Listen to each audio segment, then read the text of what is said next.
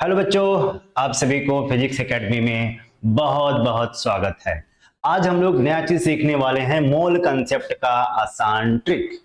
बहुत सारे बच्चों को मोल कंसेप्ट में बहुत परेशानी होती है। बेटा, मोल कंसेप्ट कोई फिजिकल क्वांटिटीज नहीं है, कोई केमिकल पैरामीटर नहीं है, यह क्या एक मैथमेटिकल टूल्स है, एक मैथमेटिकल नंबर है जिसकी वैल्यू क्या होती है 6.02 10⁻23, जिसी को हम क्या बोलते हैं, अवोगाद्रो नंबर। जैसे आप सभी जानते हो कि अगर मैं कहूं एक दर्जन बनाने की वैल्यू क्या होती है 12 होती है, तो अगर उसी को मैं वन मूला बनाना बोल दूं तो उसकी वैल्यू क्या हो जाएगी 6.022 10⁻23।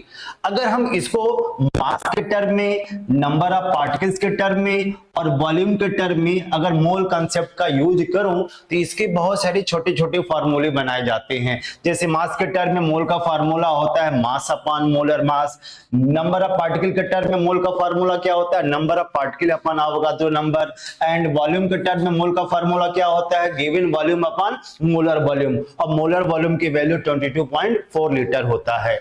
और इसी को ओवरऑल कंक्लूजन की मैं बात करूं तो हम मोल को किस तरीके से राइट कर सकते हैं, mass upon molar mass equal to number of particle upon Avogadro number equal to given volume upon molar volume. अगर इस फार्मूले को यूज कर दिया जाए तो बहुत सारे क्वेश्चन को हम लोग सॉल्व कर सकते हैं। अगर मैं बोलूं 1 मोल ऑफ कार्बन एटम की वैल्यू क्या होती है मास के टर्म में 12 ग्राम, नंबर ऑफ पार्टिकल की वैल्यू क्या होगी अवोगाद्रो की इक्वल हो जाएगी।